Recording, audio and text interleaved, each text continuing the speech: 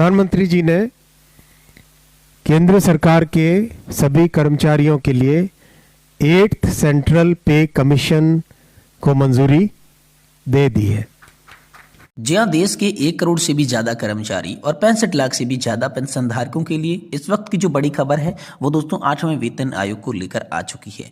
जी हाँ दोस्तों, 8वें वेतन आयोग को दोस्तों मंजूरी मिल चुकी है। मोदी कैबिनेट की बैठक में इसको लेकर अंतिम फैसला हो चुका है। 8वां वेतन आयोग सभी के लिए लागू किया जाएगा, इसको मंजूरी मिल चुकी है। लेकिन यहाँ पर बात करें तो 8वें वेतन आयोग से पेंशन धारकों और कर्मचारियों को क्या फायदा होंगे, इसके बारे में बात करें तो आखिरकार कितनी बढ़कर आप सभी की जो सैलरी है, जो पेंशन है और जो ग्रेजुएटी वो आने वाली है। 8th पे कमीशन में आखिरकार सैलरी, पेंशन और ग्रेजुएटी में क्या असर पड़ने वाला है, पेंशन धारकों को कितनी पेंशन बढ़कर मिलेगी, सैलरी में कितनी बढ़ोतरी होगी और ग्रेजुएटी बढ़कर कितना लाभ देखने को मिलेगा। ये तमाम बड़ी खबरें दोस्तों 8th पे कमीशन की मंजूरी के बाद आपके सामने आई है, इसकी बात करेंगे और वही हम बताएंगे कि कौन से वेतन आयोग ने कितनी यहाँ पर जो है हम सभी के लिए सैलरी बढ़ाई थी।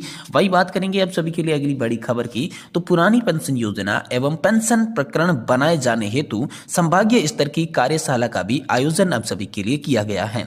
तो कहां पर कार्यशाला का आयोजन किया गया है, इससे पेंशन धारकों और कर्मचारियों को क्या फायदा होगा, इसके बारे में बात करेंगे। साथ ही जब 8वां वेतन आयोग लागू हो गया है तो बजट पर भी यहां पर जो है केंद्रीय कर्मचारी पेंशन धारकों के साथ साथ ईपीएस 95 पेंशन भोगियों की नजरें टिकी हुई है, जिसमें बताया जा रहा है कि ईपीएस 95 पेंशन जो है वो 7,500 रुपए प्लस मुफ्त में इलाज बजट 2025 में जो पेंशन धारकों को हो, ये उम्मीदें जताई जा रही है। क्योंकि राष्ट्रीय संघर्ष समिति ने यहाँ पर निर्मला सीतारमण से जब मांग की थी तो दोस्तों इसका आश्वासन मिला था। तो यहाँ पर 8th पे कमीशन की मंजूरी के बाद अब बजट 2025 की ओर पेंशन भोगी जो है वो टकटकी लगाए ताक रहे हैं। इसको लेकर क्या बड़ी खबर है, इसके बारे में भी आज की इस वीडियो के अंदर बात करेंगे। यानी कि दोस्तों पेंशन धारकों से जुड़ी तमाम जो बड़ी खबरें हैं उसकी चर्चा इस वीडियो के अंदर करेंगे। और जिसमें हम पहली बड़ी खबर की बात करें तो कितनी बढ़ेगी सैलरी, पेंशन और ग्रेजुएटी, 8वें पे कमीशन को लेकर कितनी आप सभी की न्यूनतम सैलरी और पेंशन बढ़ेगी और ग्रेजुएटी पर इसका क्या असर होने वाला है। केंद्र सरकार ने 8वें वेतन आयोग के गठन को मंजूरी दे दी है। यह साल 2026 तक अपनी रिपोर्ट सौंप देगा और इसके लागू होने के बाद केंद्र कर्मचारियों की सैलरी और ग्रेजुएटी में बड़ा बदलाव देखने को मिलेगा और साथ ही इसका फायदा पेंशन भोगियों को भी मिलेगा। तो आइए जानते हैं कि नया वेतन आयोग लागू होने के बाद सैलरी और पेंशन के साथ साथ ग्रेजुएटी कितनी आप सभी के लिए हो जाएगी। केंद्र सरकार ने 8वें वेतन आयोग यानी कि 8th पे कमीशन के गठन को मंजूरी दे दी है। 7वां वेतन आयोग साल 2016 में लागू हुआ था। इसके बाद सरकारी कर्मचारियों की न्यूनतम सैलरी 700 यहाँ पर जो है सॉरी दोस्तों 7,000 रुपए से बढ़ाकर 18,000 रुपए की गई थी। वहीं पेंशन भोगियों की पेंशन जो भी 23.66% का भारी इजाफा हुआ था। आइए जानते हैं कि 8वें वेतन आयोग लागू होने से केंद्रीय कर्मचारियों की सैलरी, पेंशन भोगियों की पेंशन में कितनी बढ़ोतरी होगी, साथ ही इसका असर ग्रेजुएटी पर कैसे बढ़ेगा। तो दोस्तों कितनी बढ़ेगी आपकी, सबसे पहले बेसिक सैलरी की बात करते हैं। तो 7वें वेतन आयोग 2016 में लागू किया गया था। इसके मुताबिक न्यूनतम 18,000 रुपए की सैलरी है और इस पर महंगाई भत्ता 53% है।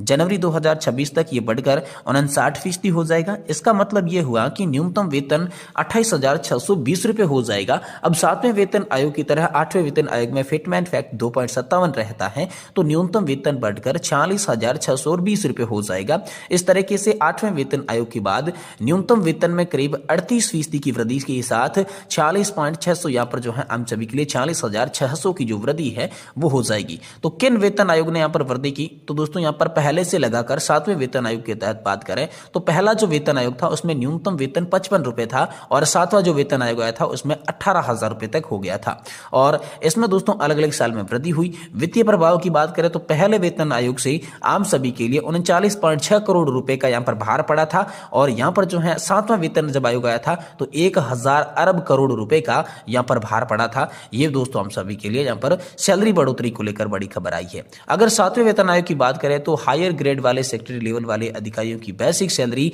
2.5 लाख रुपए तक पहुंच गई थी और इनकी सैलरी महंगाई भत्ता से नहीं जुड़ती थी। अब दोस्तों इसका पेंशन पर क्या असर पड़ेगा, तो 7वें वेतन आयोग लागू होने पर रिटायर्ड कर्मचारियों को पेंशन करीब 23.66% तक बढ़ गई थी। 6वें वेतन आयोग के तहत 14% बढ़ोतरी हुई थी। अगर फिटमेंट फैक्ट के हिसाब से देखा जाए तो 8वां वेतन आयोग में पेंशन करीब 34% बढ़ने की उम्मीद है। मिसाल के लिए किसी रिटायर्ड कर्मचारी की बेसिक पे 50,000 रुपए रहता है तो उसके हिसाब से उसे 25,000 रुपए महीना पेंशन मिलती है। अब उसमें 34% का इजाफा होता है तो 33,500 रुपए आप सभी के लिए हो जाएगी, यानी कि 8,500 रुपए की पेंशन आप सभी के लिए जुड़कर मिल जाएगी। आज वहीं दोस्तों बात करें तो ग्रेजुएटी में कैसे बढ़ोतरी हो सकती है, तो नया वेतन आयोग लागू होने का असर सैलरी पेंशन के साथ साथ ग्रेजुएटी पर भी दिखता है, जो रिटायरमेंट या फिर निश्चित अवधि के दौरान नौकरी छोड़ने वालों को मिलती है। अभी 18,000 रुपए की बेसिक सैलरी वाले को 30 साल की नौकरी के बाद 4.89 लाख रुपए की ग्रेजुएटी मिलती है। अगर फिटमैन फैक्ट 2.57 के हिसाब से कैलकुलेशन करें तो 12,56,000 रुपए दिए जाते हैं। वहीं ग्रेजुएटी कैलकुलेशन जो है वो अंतिम बेसिक सैलरी से गुणा किया जाता है, आपकी सेवा की संख्या के आधार पर निकलती है। और इस प्रकार यहाँ पर जो है आप सभी की सैलरी बढ़ेगी, आप सभी की पेंशन बढ़ेगी और आप सभी की ग्रेजुएटी सीमा के अंदर भी बम्पर बढ़ोतरी जो है वो एट द पे कमीशन से आने वाली है। ये बड़ी खबर हाल फिलहाल में आप सभी के लिए आ चुकी है। वहीं बात करते हैं दोस्तों पेंशन भोगियों के लिए कि दोस्तों 8वां वेतन आयोग तो लागू हो गया है, लेकिन ईपीएस 95 पेंशन भोगी जो हैं वो उम्मीद लगाए बैठे हैं बजट 2025 से। जी हां दोस्तों, उनकी जो मांग है 7,500 रुपए की न्यूनतम पेंशन और मुफ्त में इलाज की, तो दोस्तों वो ईपीएस 95 पेंशन धारकों की जो मांग है वो बजट से होने वाली है मंजूर। तो इसको लेकर आखिरकार क्या बड़ी खबर आई, तो दोस्तों कर्मचारी भविष्य निधि संगठन की पेंशन योजना के तहत आने वाले पेंशन धारकों के लिए प्रतिनिधि मंडल ने वित्त मंत्री निर्मला सीतारमण से मुलाकात की थी। प्रतिनिधि मंडल ने न्यूनतम पेंशन 7,500 रुपए मासिक करने और महंगाई भत्ता समेत अन्य मुद्दों को लेकर यहाँ पर बड़ी चर्चा आप सभी के लिए की थी। और इस बैठक की जो अगुवाई करने वाले थे वो थे ईपीएस 95 राष्ट्रीय आंदोलन समिति यानी कि एनएससी के राष्ट्रीय अध्यक्ष कमांडर जी अशोक राउत ने इसकी जो अगुवाई की थी, इस प्रतिनिधि मंडल का नेतृत्व किया था।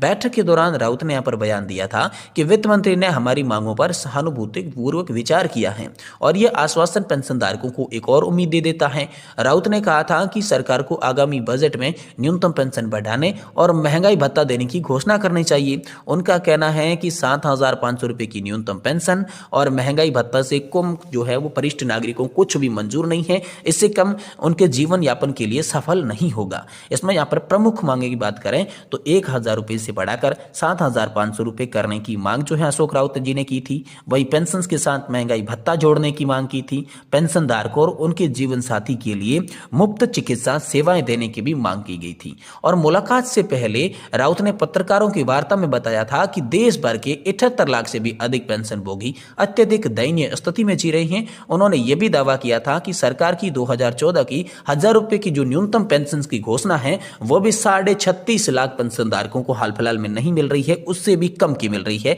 जबकि उन कर्मचारियों ने मूल वेतन का 12% हिस्सा भविष्य निधि में डाला, उनके नियोक्ताओं ने 8.33% हिस्सा कर्मचारी पेंशन योजना में डाला और फिर सरकार ने 1.16% योगदान जो है वो भी डाला। लेकिन अभी भी 1,000 रुपए की जो न्यूनतम पेंशन की 2014 की सरकार की घोषणा है उसी के आधार पर भी 1,000 रुपए की जो पेंशन है वो 36 लाख से भी ज्यादा पेंशन धारकों को नहीं मिल रही है।